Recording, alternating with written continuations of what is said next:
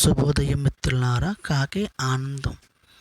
ఒక చిన్న కథ చెప్తున్నాను. ఓ అడవి ప్రక్కనున్న ఊరిలో ఒక కాకి నివసించేది.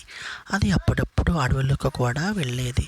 ఓసారి వనంలోని కొలంలో ఒక హంసను చూసి, తెల్లగా ఎంత అందంగా ఉన్నావో, నేను చూడు ఎలా నల్లగా ఉన్నాను, నాకు తెలిసి ఎంత సంతోషంగా ఏ పక్షి ఉండదు అంది కాకి.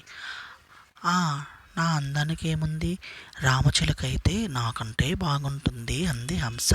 అప్పుడు కాకి చిలుక దగ్గరికి వెళ్ళి దాని అందాన్ని పొగిడింది. దానికి చిలుక, నువ్వు మరీ నన్ను పొగిడేస్తున్నావు, అసలు నీ అందమంటే నెమలిదే, నాకైతే కేవలం 2 రంగులే, నెమలికైతే చాలా రంగులు, పైగా దాని పెంచం భలే ముచ్చటగా ఉంటుంది. ఇక దాని నాట్యం సంగతి సరే సరే అంది రామచిలక. కాకి వెంటనే నెమలి దగ్గరికి వెళ్ళి ఇదే విషయాన్ని చెప్పింది.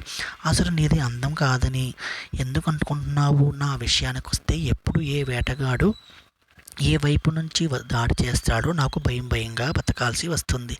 పైగా నాకు నీ అంత బాగా ఎగరడమూ రాదు. ఇంకా మీ కాకజాతిలో ఉన్న ఐకమత్యము నాలో లేదు. మరో విశేషం ఏంటంటే, నువ్వు ఎంచక్కా జనాల్లోని వనాల్లోనూ కూడా విహరించగలవు. కానీ మాకు అదృష్టం లేదు. మాలాంటి చాలా పక్షులను జూలో పెడతారు, ఇంకొందరు ఇళ్లలో పంజరాల్లో పెంచుకుంటారు. నిన్ను మాత్రం అస్సలు బంధించరు. నువ్వు స్వేచ్ఛాజీవివి తెలుసా. అసలైన అదృష్టం, అందం, ఆనందం నీదే అంది నెమలి. అప్పటి వరకు తన రూపాన్ని తలుచుకొని బాధపడే కాకి నెమలి మాటలతో చాలా ఆనందపడింది. ఈ సృష్టిలో ఎవరి అందం వారిదే, ఎవరి సమస్యలు వారివే, ఉన్నదాంతో సంతృప్తిగా జీవించడంలోనే ఆనందం ఉంది అనుకుంటూ రివ్వున గాల్లోకి ఎగిరి పల్లె వైపు పయనించింది కాకి.